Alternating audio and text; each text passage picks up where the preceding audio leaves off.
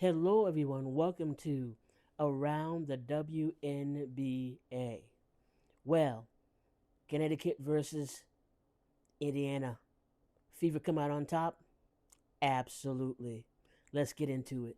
The game was interesting. I mean, I always like watching Caitlin play and the rest of the team play. And did they play well today? Yes, they did. Could they have played better? Yes, they could have. And how was that? They could have actually gotten more buckets. They could have played faster. They could have had the same sort of upbeat and tempo they had when they played the Liberty. So they were sort of down a notch or two, I think, tonight. Maybe they were just coasting tonight, knowing that they could beat Connecticut. I don't know. But they were definitely a little subdued, it seemed to me. Now, they do have some games back to back, so why put all your energy in one place? I get that. So perhaps that's what it was. And I think that they did well considering that they were playing at a pace than they usually play. Now, we had a little bit to do's with the technical fouls and flagrant fouls tonight.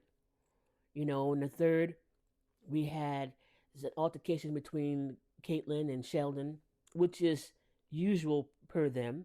They always want Sheldon to guard Caitlin because she nags at her like a little fly, like a mosquito or a fly, never giving her space and always wanting to be up under her or around her or trying to attack her some kind of way. I'm surprised she doesn't get actually, uh, you know, fouled because of her behavior, Sheldon, because of her behavior that she does towards Caitlin when she guards her. So, anyways, that's neither here nor there. But the thing is that there was one time in the third where she was guarding her and Caitlin was doing her thing, and then there was a scrape across her face, and then there was a push by Mabrey of Caitlin. Now, let's talk about that for a second. I'm thinking there's one thing about coming up and standing in for your teammates.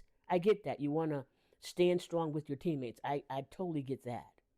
But there's a big difference between that and pushing someone who's hurt already, pushing them to the ground. That makes no sense to me. And I'm thinking about bullying. I'm thinking about when kids or people get bullied, because not only kids get bullied, adults get bullied too. And I'm thinking about how when we see different things on TV or whatever, how when someone is bullying someone, you know, they don't consider anything about that person.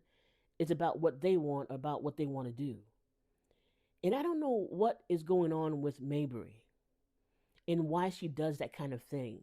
Why she tries to take up for her teammates when the situation has nothing, I repeat, nothing to do with her. And it could have been her coming up to her teammate and grabbing her and saying, "Calm down. All right, let's go on the bench. Just calm down. No foul. Just no hurt. Just come on. Let's go." Instead, what she does is she pushes Caitlin to the ground. That to me is bullying. That to me is negative behavior. That to me is violent.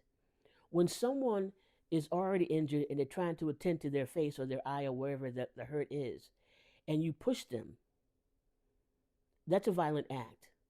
It's not something that someone just does and for no just and it's no big deal. No, it is a big deal.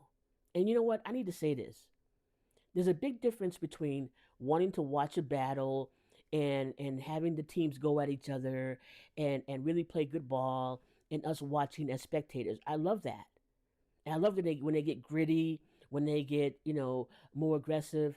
I love all that. And you can have all that going on without someone pushing someone to the ground for no reason or shoving someone down for no reason.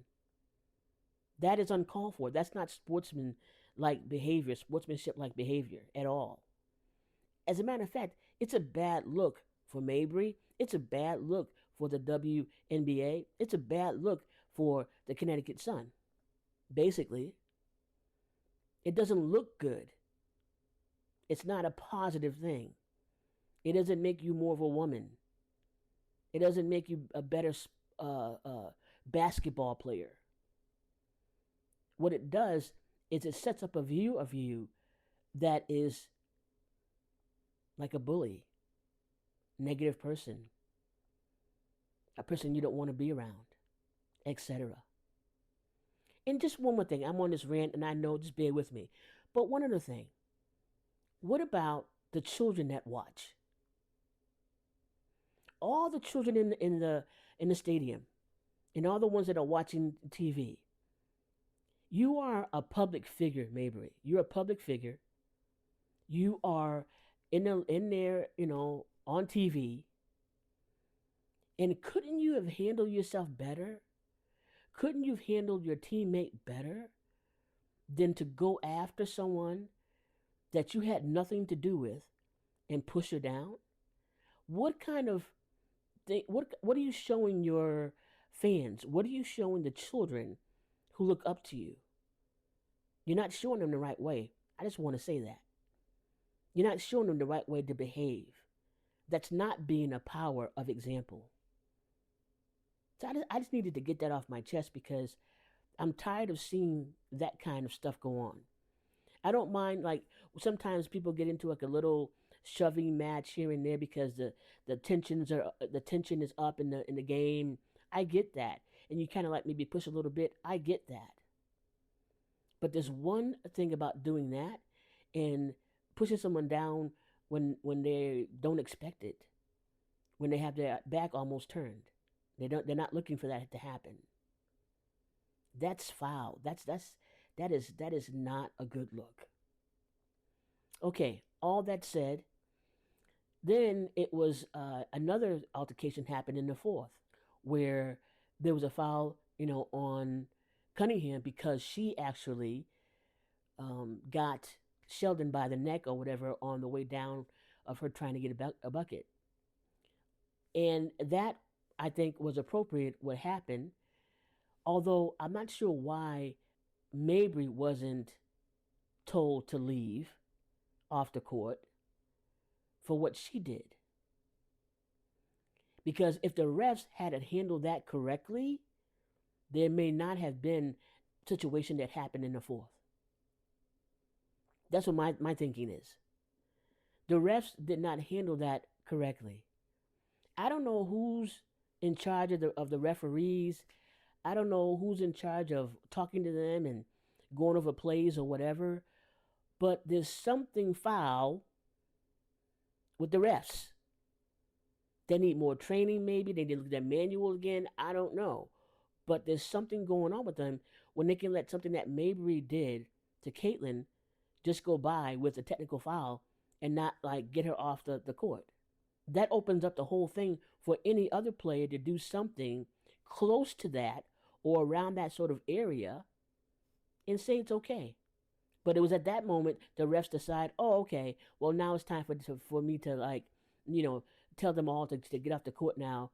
Those three people have been ejected. Why didn't they eject Mabrey? What are your thoughts about that? Really, come on. What are your thoughts about that? So, okay, I'm done with that. So we see that in the first half that, pretty much they were even keel in the first quarter. The second quarter, basically, Indiana took off. In the first quarter, it was 23-24 Indiana. Second quarter, it was 16-23 Indiana. As you can see, in the first quarter, it was kind of even. Second quarter is when Indiana started making a footprint. They started to really go after buckets. And then in the third quarter, it was 13 Connecticut and 21 Indiana. Again, Indiana is firmly planting their foot on the court and taking the lead. Fourth quarter, 19 Connecticut, 20 Indiana. At that point, Indiana had secured, I believe, a good, 10, 12, you know, points ahead. But it's still not the right time to relax. My thinking here is that in a game, it's important to go full throttle as much as you possibly can so that you rake up points.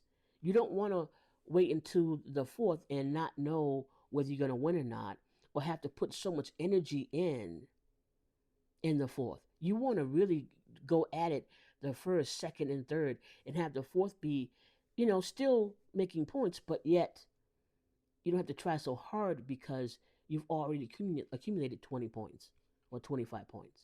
But Indiana did a good job overall. Let's check it out. Let's check out the top scorers, basically. Clark had 20 points, 1 rebound, and 6 assists. And she had 4 out of 6 3-pointers made. Mitchell had 17 points, 2 assists, 2 rebounds, and she had 1 3-pointer made out of 7. Howard had 16 points, 12 rebounds. She did good. She was really much better tonight, I think, than she's getting better on the court. She's getting better at the free throw line. So I'm happy about that. Dantas had 13 points, 2 rebounds, 2 assists. Boston had 9 points, 9 rebounds, and 5 assists. And she also had 1 3-pointer that she made. Go ahead, Boston, do your 3-pointer. We want to see more. We want to see more of those 3-pointers, right? Cunningham had 5 points, 7 rebounds, and 1 assist. And we do all know that Timpson got to play for 2 minutes and 23 seconds, and she had 1 rebound only. Now, for Connecticut, Brown had 13 points, 1 rebound. Nelson Ododa had 14 points, 8 rebounds. Charles had 20 points, 4 rebounds, and 3 assists. We can never underestimate Tina Charles. Never underestimate her. She is a baller. Okay? She knows how to shoot the ball and make the buckets. All right? Let's see. Brown also had 2 3-pointers out of 2 she made. Rivers, the rookie, 7 points, 3 rebounds, and 5 assists. Mabrey, 6 points, 8 rebounds, and 1 assist. Peters, 4 points, 1 rebound, and 1 assist. Okay. So basically, that was the rundown. All right. The game was okay. It was just okay. And like I said, I think the Indiana Fever just kind of brought it down a little bit. They weren't really about really pressing too much. They were like conserving their energy. It seemed like. Maybe I'm wrong, but that's what it seemed like to me. And they just did just enough to win the game and make sure that they had it clinched. Okay, the real game is going to be definitely when they face the Liberty for the Commissioner's Cup. That's going to be wonderful to see. Before I let you go, I hope that you saw my post, my content on the next game with the Valkyrie that the Indiana Fever have. I think it's going to be an interesting game because I think that the Valkyries are an interesting team. They are gritty, they are resilient, and even though they got players that are going over playing Eurobasket, they have players coming in to fill those spots.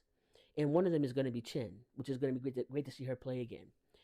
So I don't underestimate the Valkyries, despite people who went away to play in the Eurobasket. I still think they have a core of people on that team that are really good and that go after the ball, that really are on, do a good defense and offense, and they really want to win. And they really want to show people how good of a team they are because they are a very brand new team, right? So check that out if you haven't seen it already. Like always, it's always important to invite you to subscribe. So I'm inviting you officially to subscribe, and because that will help me out a lot. And I want to get to 1,000 subscribers, and that's what I need. And I know that you can help me if you like this content, if you like my perspective. Subscribe. Why not? Why not? And make sure that you tap the bell so that you would be able to get notified of new content when it arrives. And by the way, give me a thumbs up because that's also helpful. Give me a thumbs up because that's also helpful. And I appreciate it. Thank you very much in advance. All right. That being said, this is Barbara around the WNBA. Blessings.